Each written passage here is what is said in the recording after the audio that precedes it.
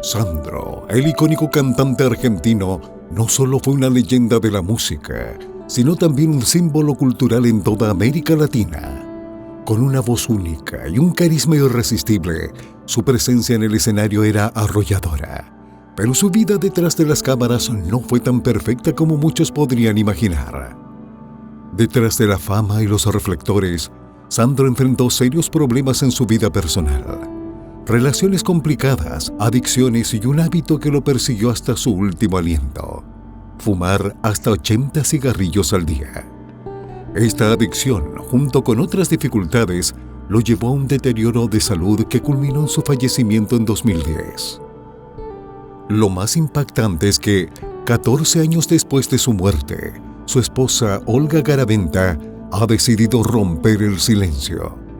En sus reveladoras declaraciones, Olga compartió detalles íntimos de la vida de Sandro en sus últimos años, incluyendo las luchas que enfrentó en privado mientras el mundo seguía viéndolo como una estrella. La historia de Sandro es un reflejo de la vida compleja de un ídolo que, a pesar de sus batallas personales, sigue siendo una figura amada en el corazón de sus seguidores. Pero para entender mejor cómo Sandro llegó a ser el ícono que fue, es esencial volver a sus orígenes. Nacido como Roberto Sánchez el 19 de agosto de 1945 en Buenos Aires, Argentina, Sandro creció en Valentín Alsina, un barrio humilde en el Gran Buenos Aires. Desde pequeño, mostró una fascinación por la música, especialmente por el rock and roll, y su admiración por Elvis Presley fue tan grande que lo convirtió en su principal inspiración artística. Este amor por la música lo llevó a dejar la escuela a los 13 años para dedicarse a una variedad de trabajos, desde repartidor de vino hasta operario de torno, todo mientras perfeccionaba su habilidad con la guitarra y sus habilidades de baile. Sandro se lanzó al estrellato en la década de 1960 con su banda Sandro y los de Fuego, un grupo que dejó huella en la historia del rock argentino. Su primer sencillo, Comiendo rosquitas calientes en el Puente Alsina, fue solo el comienzo de una carrera que se expandió rápidamente, no solo en Argentina, sino por todo el continente.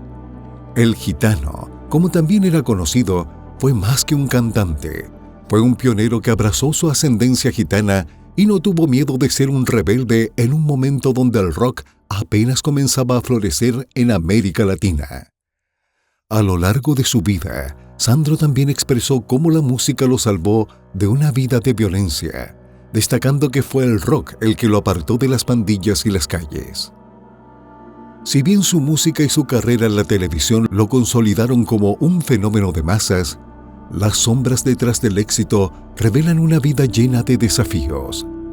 Sandro no solo tuvo que lidiar con los efectos devastadores de su adicción al tabaco, sino también con las presiones constantes del estrellato, que afectaron tanto su salud mental como física.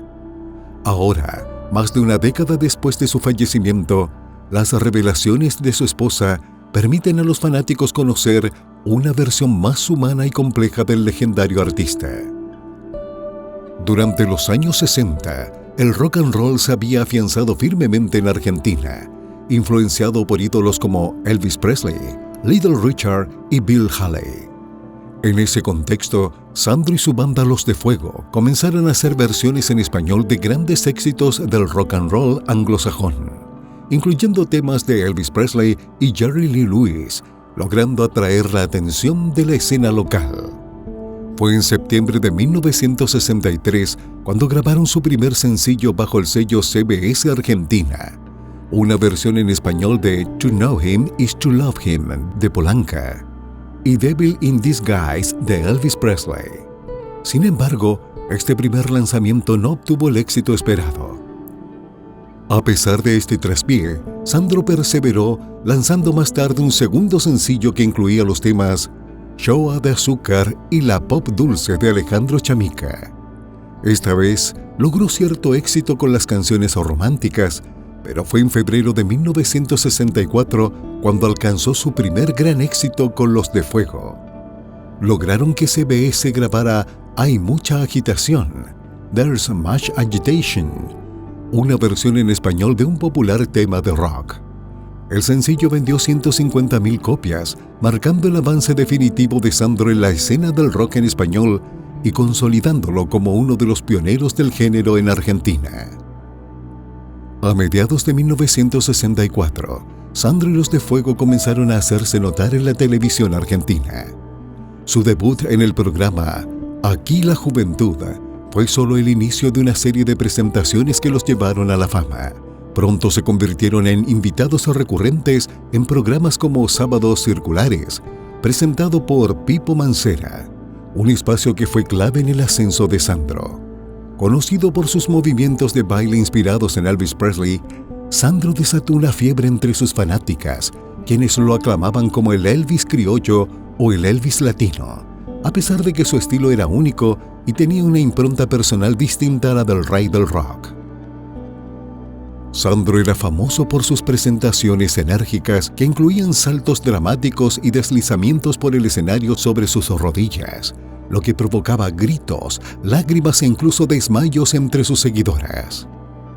Éxitos como No puedo esperarte más y Peggy Peggy ayudaron a cimentar su estatus como estrella de rock, pero no sin controversias. Su estilo provocativo atrajo críticas de figuras conservadoras que intentaron prohibir sus presentaciones en televisión. Sin embargo, Pipo Mancera defendió a Sandro con firmeza, amenazando con renunciar si se le prohibía seguir apareciendo en su programa, lo que eventualmente llevó a la eliminación de las restricciones. Además de su impacto en la televisión, Sandro comenzó a incursionar en el cine. En 1965 hizo su primera aparición cinematográfica en la película Convención de Vagabundos, donde interpretó un papel secundario.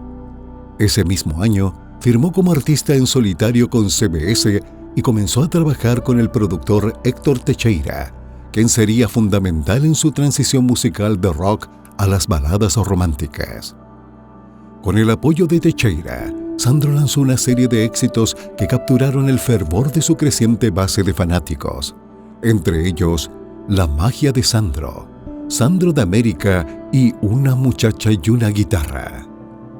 En 1965, Sandro decidió dejar Los de Fuego y comenzó a trazar un nuevo camino musical, formando un nuevo grupo llamado Sandro y su Conjunto.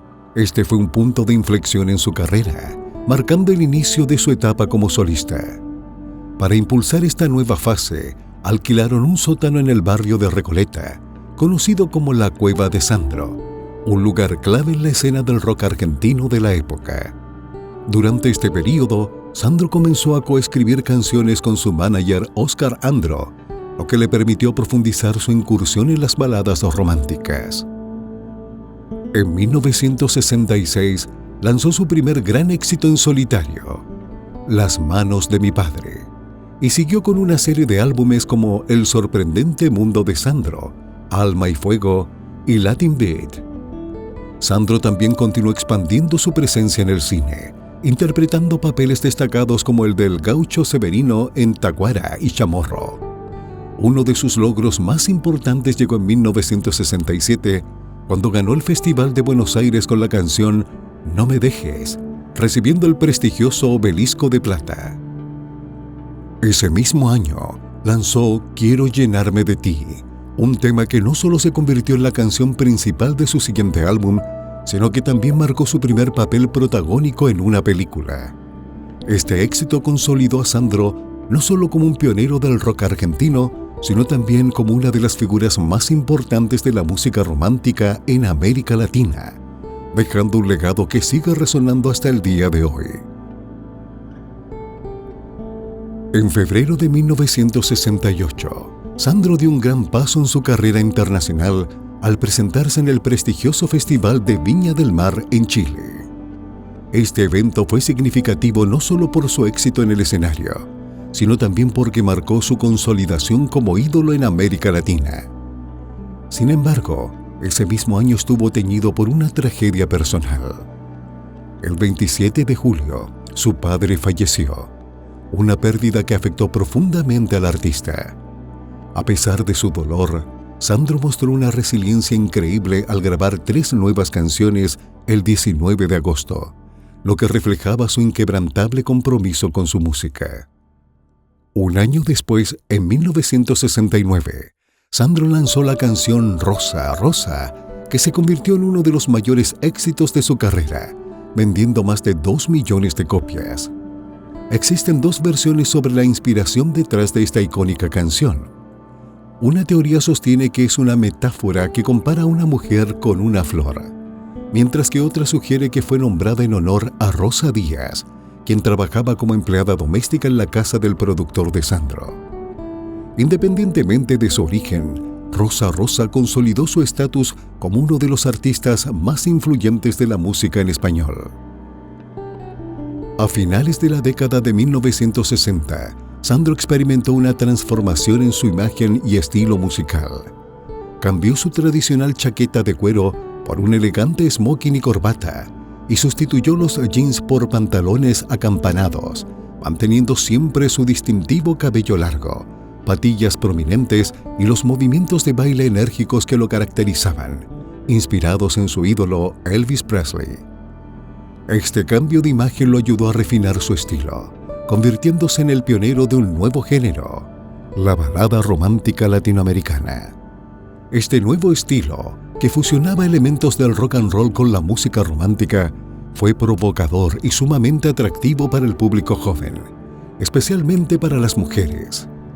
Las chicas de Sandro, como se llamaban sus fanáticas, mostraban un fervor sin igual durante sus conciertos, y no era raro que lanzaran ropa interior al escenario como una muestra de devoción.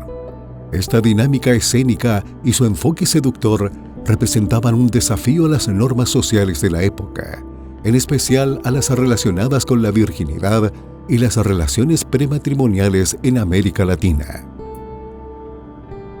Sandro, consciente del impacto que tenía sobre su público, una vez reflexionó sobre su efecto en la audiencia diciendo: "Cuando hago movimientos sensuales en el escenario, siento que deben de haber 450,000 ratas corriendo en la audiencia. ¿Qué están mirando estas chicas? ¿Qué necesidades tienen? ¿Qué vacíos intentan llenar? Me intrigan". Este comentario revelaba su curiosidad sobre la relación entre su arte y las emociones que provocaba en sus seguidoras. El período entre 1969 y 1980 fue uno de los más prolíficos para Sandro. Durante esos años, lanzó 12 álbumes y participó en el mismo número de películas, convirtiéndose en un referente tanto de la música como del cine. En 1969, estrenó los álbumes Sandro de América y Sandro y su conjunto, además de debutar en el cine con la película Quiero llenarme de ti y La vida sigue. Su éxito no se limitó a Argentina, ya que el 2 de agosto de ese mismo año fue honrado con un disco de oro en Nueva York, reconociéndolo como el artista latinoamericano con el mayor número de discos vendidos en Estados Unidos. A medida que su popularidad se expandía por América Latina, Sandro también recibió importantes reconocimientos en otros países. En Caracas, Venezuela, le fue otorgado el trofeo Rafael Guinand como el artista extranjero del año en 1968 y 1969, un premio decidido por artistas, reporteros y el público venezolano.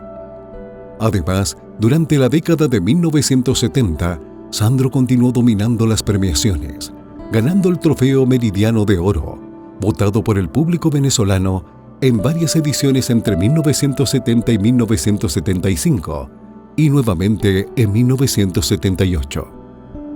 El 11 de abril de 1970, Sandro hizo historia al convertirse en el primer artista latinoamericano en presentarse en el Madison Square Garden de Nueva York, específicamente en el Felt Forum, donde dio 2 conciertos con una audiencia total de poco más de 5,000 personas. A pesar de la creencia popular de que este concierto fue transmitido en vivo por televisión, no existen grabaciones audiovisuales o radiales que confirmen tal transmisión. Es posible que la cobertura del lanzamiento del Apolo 13, que ocurrió el mismo día, haya limitado la disponibilidad de transmisión. El éxito de Sandro no solo se extendió por toda América Latina, sino que también llegó a Estados Unidos, Canadá y el Caribe, donde constantemente encabezó las listas de música latinoamericana. En 1970, su álbum Sandro de América fue un gran éxito, siendo reconocido por CBS como el álbum número 1 en la región. Junto a otros influyentes artistas como Leo Dan, Palito Ortega y Julio Iglesias, Sandro contribuyó a la consolidación de la balada romántica como el género musical dominante en América Latina. Su estilo, influenciado por el rock, le dio un toque fresco a la balada romántica, atrayendo a una amplia audiencia, especialmente a los jóvenes. En 1971, Sandro reunió a una multitud de 60.000 personas en el estadio de San Lorenzo, en Buenos Aires, durante el carnaval, confirmando su estatus como un ídolo de masas. Sin embargo, la década de 1980 trajo consigo desafíos personales. En 1988, sufrió la pérdida de su manager y amigo cercano, Oscar Anderle, y en 1992, la muerte de su madre, Nina, lo afectó profundamente. Estas pérdidas llevaron a Sandro a reevaluar su vida y carrera, lo que lo impulsó a explorar nuevas metas. Durante la década de 1990, Sandro continuó siendo una figura influyente en la música latina. En 1993, celebró 30 años de carrera con una serie de 18 conciertos en el Teatro Gran Rex de Buenos Aires, superando el récord anterior de 14 shows de Soda Stereo. Luego, en 1996, rompió su propio récord al realizar 27 presentaciones y, en 1998, logró un hito sin precedentes con 40 shows con su espectáculo Gracias, 35 años de amor y pasión. A pesar de su éxito, su salud comenzó a deteriorarse debido a décadas de tabaquismo. En 1998, se reveló que Sandro sufría de efisema pulmonar crónico, una enfermedad causada por su adicción al cigarrillo, llegando a fumar hasta 80 cigarrillos al día. Aunque ignoró los efectos del tabaquismo durante mucho tiempo porque no afectaba su voz, la enfermedad finalmente lo obligó a retirarse de los escenarios. Sin embargo, en 2001, realizó uno de sus shows más memorables, El Hombre de la Rosa, utilizando un suministro de oxígeno conectado a su micrófono para poder cantar. A medida que su condición empeoraba, Sandro continuó luchando por su vida. En 2004 hizo una última gira llamada La Profecía, pero con el tiempo su necesidad de oxígeno se volvió crítica, lo que lo llevó a ser colocado en la lista de espera para un trasplante de pulmón. A pesar de las dificultades, su legado musical seguía vivo y su dedicación a sus fans nunca disminuyó, lo que lo consagró como uno de los artistas más queridos y respetados de la música latinoamericana. El 20 de noviembre de 2009, tras 8 meses de hospitalización, Sandro se sometió a un trasplante doble de corazón y pulmón en el Hospital Italiano de Mendoza. El donante fue un joven de 22 años y la cirugía, aunque considerada exitosa, venía acompañada de advertencias sobre la complejidad de la recuperación. Inicialmente, la salud de Sandro mostró signos alentadores, lo que llevó a los médicos a tener esperanzas de que podría vivir una década más. Sin embargo, poco tiempo después, surgieron complicaciones durante el proceso de adaptación de los nuevos órganos. Para el 12 de diciembre, Sandro necesitó otra intervención quirúrgica debido a una perforación en uno de los pulmones trasplantados, probablemente causada por una infección preexistente que no se había tratado completamente antes del trasplante. Tras esta cirugía, fue trasladado nuevamente a la unidad de cuidados intensivos y los informes médicos indicaron que su estado era crítico. La noticia movilizó a sus fans en todo el país, quienes organizaron cadenas de oración con la esperanza de que su ídolo se recuperara. A mediados de diciembre de 2009, los médicos que trataban a Sandro, los cirujanos Claudio Burgos y Guillermo Bormann, diagnosticaron al cantante con neumonía, causada por un germen adquirido en el hospital. Aunque presentó algunos picos de fiebre por la noche, los médicos aseguraron que era normal en su proceso de recuperación. Unos días después, la situación pareció mejorar y Sandro comenzó a comer alimentos sólidos. Los médicos anunciaron que las bacterias estaban bajo control, lo que permitió que celebrara la Navidad con su esposa Olga. Lamentablemente, la mejora fue temporal. Sandro no pudo superar las complicaciones derivadas de una sepsis generalizada. Falleció el 4 de enero de 2010 a las 8:47 de la noche debido a un shock séptico, después de haberse sometido a 5 cirugías posteriores a su trasplante. La noticia de su muerte se extendió rápidamente por los medios y redes sociales, conmocionando a la nación y al mundo.